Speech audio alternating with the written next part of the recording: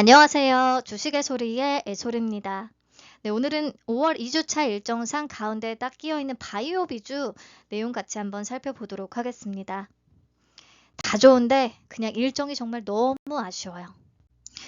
자, 회사는 메디컬 에스테틱을 전문으로 하고 있는데요. 대표적인 제품으로는 스킨 부스터와 필러 그리고 화장품이 있습니다. 스킨 부스터부터 보시면 주름이나 처짐, 색소 침착, 모공 확장 이런 것들을 개선하는 것을 목표로 하는 치료인데요. 주사기를 활용해서 피부에 바르거나 직접 주입하는 방식으로 수분을 공급하거나 콜라겐 생성을 촉진시킵니다. 칸도럽 세럼과 아세나르트 아쿠아가 스킨 부스터의 대표적인 제품들이에요. 그리고 필러는 설명 안 드려도 너무 잘 아실 것 같아요. 피부의 꺼진 부위를 차오르게끔 하는 시술을 얘기하죠. 회사는 코레나 프리미엄과 칸도럽이라는 필러 브랜드를 보유하고 있습니다. 이 스킨 부스터와 필러에는 모두 가교 기술이 적용이 되는데요. 가교라는 게 무엇이냐면 다리를 놓다라는 뜻으로 히알루론산 입자를 서로 연결해주면서 위치가 쉽게 변하지 않도록 모양을 유지시켜주는 역할을 얘기합니다. 그러니까 가교되지 않은 히알루론산을 몸에 넣게 되면은 입자 형태로 금세 흡수가 돼서 그냥 사라져버리거나 점성과 탄성이 없어서 모양을 잡지도 못하게 되는 건데, 가교제가 분자들을 이어주면서 점점 젤리 형태의 필러가 된다는 거죠. 필러의 유지력에 굉장히 중요한 역할을 합니다. 근데 가교제는 문제를 일으킬 때도 있습니다. 잔류된 가교제가 많을수록 필러가 인체에서 염증이나 알러지 반응을 일으킬 확률이 커진다고 하거든요. 바이오비주는 자체적인 가교제 투석 제거 관련 특허 기술을 보유하고 있어서 타사 필러 제품 대비해서 높은 품질 안정성을 확보했다고 설명합니다. 네, 그리고 스킨 부스터에서 칸도럽이라는 브랜드의 인지도가 계속 높아지면서 작년 12월에는 칸도럽의 약자를 딴 CDL이라는 메디컬 화장품 브랜드도 출시했습니다. 자, 매출 비중을 보면은 현재는 스킨 부스터가 가장 높고요. 그 다음에 필러, 그리고 코스메틱은 이제 막 시작한 단계이기 때문에 미미하긴 한데 앞으로 코스메틱 쪽의 성장이 기대가 됩니다. 자, 회사는 애초에 해외를 타겟팅하면서 시작했거든요. 그래서 지난해 수출 비중이 약 77.5%에 달하는 수출 전문 회사라고 할 수 있고요. 수출액은 230억 원 정도로 전년 대비해서 56.2%나 증가했습니다. 그리고 국내 비중으로 잡혀있는 20%가량은 글로벌 에스테틱 기업들의 제품 OEM 수탁 생산이라고 할 수 있어요. 회사가 자체적으로 자동화된 GMP 시설을 갖추고 있기 때문에 가능한 거고요. 아무튼 이것도 그래서 간접 수출로 볼 수 있는 부분이라고 생각합니다. 자, 특히 아시아 최대 피부 미용 시장이라고 할 수 있는 중국이 회사가 진출한 가장 주된 시장이고요. 중국에서의 매출은 계속해서 늘어나고 있는데 수출 국가가 더 다변화되면서 비중은 점점 낮아지고 있다는 부분을 매우 긍정적으로 봤습니다. 자, 앞으로 이 수출 지역을 더 확대한다는 계획인데요. 에스테틱 쪽은 중국을 기점으로 베트남과 태국을 공략한 뒤에 유럽, 브라질, 중동까지 확대를 한다는 계획이고, 코스메틱도 마찬가지인데 특히 작년에 설립한 바이오비주 USA를 통해서 글로벌 이커머스 플랫폼인 아마존과 연계를 해서 미국과 유럽 시장을 공략하겠다는 계획입니다. 자, 이를 위해서 필러 제품은 한국, 유럽, 중국에서의 제품 인허가를 계속해서 확대해 나가고 있어요. 올해 국내 식약처 인증, 내년에는 유럽 CE 인증, 그리고 28년 중국 인허가 취득이 목표라고 합니다. CDL 화장품은요, 출시한 지 얼마 안 됐지만 중국에서 반응이 엄청 뜨겁다고 해요. 틱톡과 샤오홍수 플랫폼에서 60억 원 이상의 판매고를 올렸다고 합니다. 앞으로 해외는 SNS, 아마존을 통해서 D2C, 다이렉트 투 커스터머 전략을 더 확대한다는 계획이고, 국내는 현재 네이버 스마트 스토어와 무신사, 쿠팡에는 입점이 되어 있는데 하반기 올리브영 입점까지 추진할 계획이라고 합니다. 아무래도 K-뷰티, K-피부 미용이 전 세계적으로 주목을 받고 있기 때문에 기대되는 부분은 분명히 있는 것 같아요. 자, 특히 이번 공모 자금의 대부분이 신규 공장 건설에 쓰일 예정이거든요. 현재 1공장의 캐파는 스킨 부스터 24만 개, 필러 240만 개로 총 264만 개인데 그 중에 스킨 부스터 라인의 가동률은 작년에 251.5%에 달했습니다. 그러니까 국내외 제품에 대한 수요가 굉장히 빠르게 늘어나고 있다는 거고요. 그래서 이 공장 건설을 통해 스킨 부스터와 필러의 캐파를 총 600만 대까지 확대하겠다는 방침입니다. 보시면 필러도 생산 실적이 계속해서 늘어나고 있어요. 판매 실적도 마찬가지고요. 그래서 이미 해외 네트워크가 잘 구축되어 있기도 한데 수출 지역을 더 늘려나가면서 생산 능력까지 확대가 된다면 단기간에 외형 확장을 기대할 수 있지 않나 싶습니다. 자, 실적 보겠습니다. 영업이익과 당기순이익 지속해서 성장하는 추세입니다. 특히나 24년 매출액과 영업이익은 전년 동기 대비 73%, 79%나 증가했고요. 그리고 영업이익률도 31.1%로 굉장히 높은 편입니다.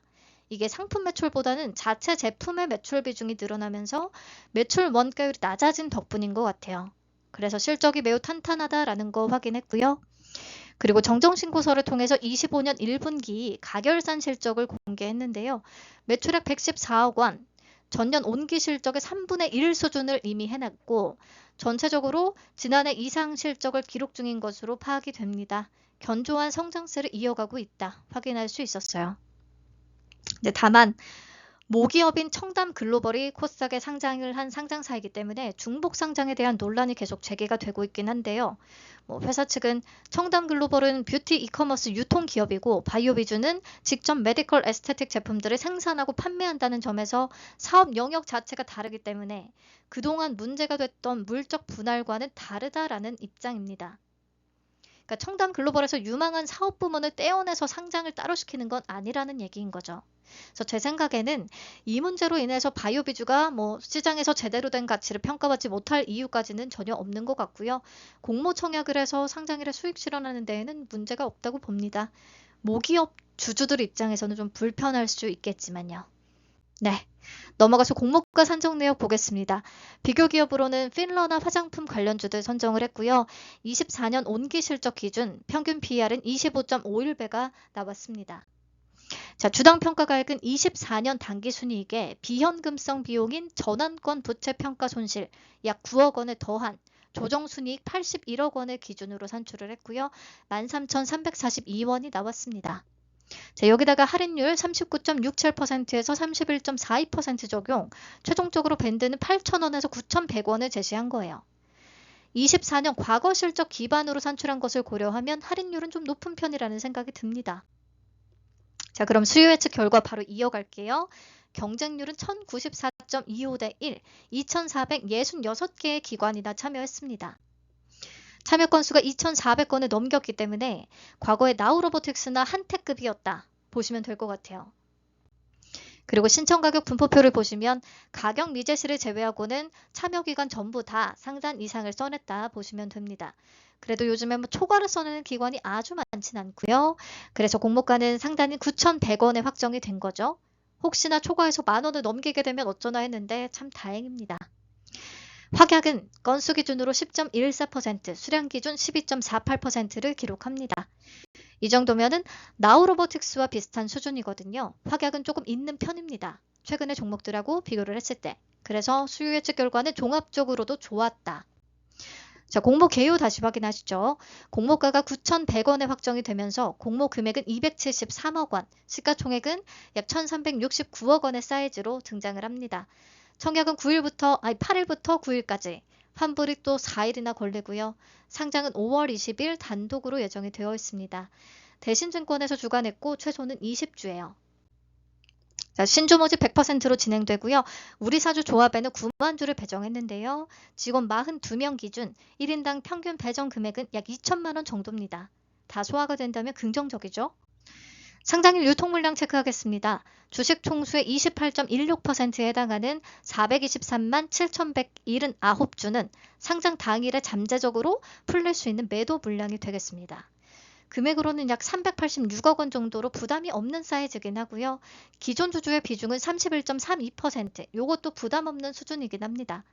자, 상장일에 유통물량을 보유하고 있는 기존 주주는 벤처금융과 일반 법인, 기관, 개인들로 구성이 되는데 회사의 유상증자 발행 내역을 참고해서 봤을 때 무상증자와 액면 분할을 다 감안하면 167원, 333원, 5,067원, 5,933원, 12,200원 이렇거든요. 마지막 24년 2월 28일에 실시된 유상증자의 발행가액이 12,200원으로 공모가보다 높습니다. 근데 코스닥 시장 규정상 상장 예비심사 신청일 전 1년 이내에 제3자 배정 방식으로 발행한 주식을 취득한 자는 일정 기간 의무 보유를 무조건 해야 되기 때문에요. 이게 상장 당일에 나올 수 있는 물량은 아닌 것 같아요. 즉, 상장일에 유통 가능한 물량의 단가는 모두 공모가 아래다라고 보시면 됩니다. 아무튼 그래도 기존 주주의 비중 자체가 크게 위협적이지는 않다. 요 정도. 자, 그럼 내 맘대로 주가 계산해 보면서 가격 메리트 따져 보겠습니다. 비교 기업들의 주가가 증권신고서 작성 시보다 또 많이 올라서 기대를 더 해볼 만하거든요. 회사 측이 제시한 비교 기업들의 오늘자 시가총액 기준의 평균 PER 29.17배와 25년 예상순이익 121억 원을 적용을 해보니까 주당 평가가액은 약 23,458원으로 산출됩니다. 공모가보다 158%나 높은 수준이고요. 25년 순이익에는 할인을 적용하지 않았다는 거 말씀드립니다. 뭔가 미래 기대치를 어느 정도는 반영을 해야 될 것 같았어요. 그래서 저는 바이오비주의 기대 수익률을 150% 정도로 보고 있습니다. 150%에서 200% 사이. 특히 미용 관련한 IPO들은 대체적으로 성과가 다 좋았는데 바이오비주는 가벼운 편이기도 한데다가 가격 메리트도 있기 때문에 또 좋은 성적을 기대해 보겠습니다. 자, 옥석 가르기 체크리스트를 통해서 정리를 해보면 되는 조건에서는 아주 가볍다는 것을 제외하고는 대부분 체크가 가능합니다. 10,000원 미만이면서 흑자고 실적에 비해서 가격 메리트도 갖췄고 기존 주주의 비중이 낮은 편이며 단독 상장이기까지 합니다. 안 할 이유는 전혀 없어요. 근데 문제는 일정인 거고 요거는 뒤에서 다시 얘기를 할게요. 배정 물량과 청약 한도부터 확인하겠습니다. 대신에 75만 주가 배정돼서 균등은 37만 5천 주, 일반 등급은 37,500주까지 청약 가능합니다. 증거금으로는 1억 7,062만 5천 원, 최소는 20주 9만 1,000원 준비해야 되고요. 자, 균등부터 예상을 해보자면 최근 대신해서 진행이 된 한택에 17만 4천 건 정도가 유입됐습니다. 근데 최근 나우로보틱스나 원일 T&I를 지나면서 느끼는 건데 참여도가 조금 더 높아지고 있는 것 같아요. 인기가 있으면 19만 건 정도. 그래서 바이오비주도 19만 건을 우선 잡았고요. 그러면 균등은 1.97주, 대부분 2주 정도 가능하지 않을까 싶습니다. 자, 증거금은 일정상 분산을 고려해서 5조 원 정도를 예상했고요. 비례 경쟁률 2,930대 1 정도가 됩니다. 비례 한 주의 증거금은 약 1,274만 원 정도. 2일차에 다시 확인해야 되고요. 제 예상 경쟁률 기준으로 풀청약 시의 기대 수익 계산해 보겠습니다. 37,500주 청약 시에 균등은 2주, 비례는 13주가 가능하다면 배정 금액은 13만 6,500원이 되고요. 150% 기준의 기대 수익이 20만 4,750원입니다. 그러니까 4일치 파킹 이자는 가볍게 이길 수 있을 것 같고 마통도 제 기준에서 써볼 만할 것 같거든요. 근데 문제는 이제 일정상으로 지금 이뮤논시아 플러스 달바 글로벌을 선택할 것이냐 바이오비주를 선택하고 나머지를 버릴 것이냐 요거의 고민이란 말이죠. 결정을 돕기 위해서 기대 수익을 한번 비교해 봤습니다. 우선 이뮤논시아의 일반 등급 한도인 6,840만 원 기준으로 종목당 비례 몇 주가 가능할 것인지 제 예상 경쟁률에 따라서 계산을 한번 해봤고요. 보시면 당연히 이뮤논시아 대 바이오비주만 따지고 봤을 때는 바이오비주를 선택하는 게 맞는데 이뮤논시아의 환불금은 달바 글로벌에도 쓸 수가 있으니까 달바 글로벌은 6,800만 원 정도로 상단 기준 한 주 정도는 받을 수 있을 것 같거든요. 그러면 달바의 기대 수익까지 더해질 것을 생각을 한다면 이뮤논시아 플러스 달바 글로벌이 조금 더 나은 선택이 될 수 있겠다 싶기는 해요.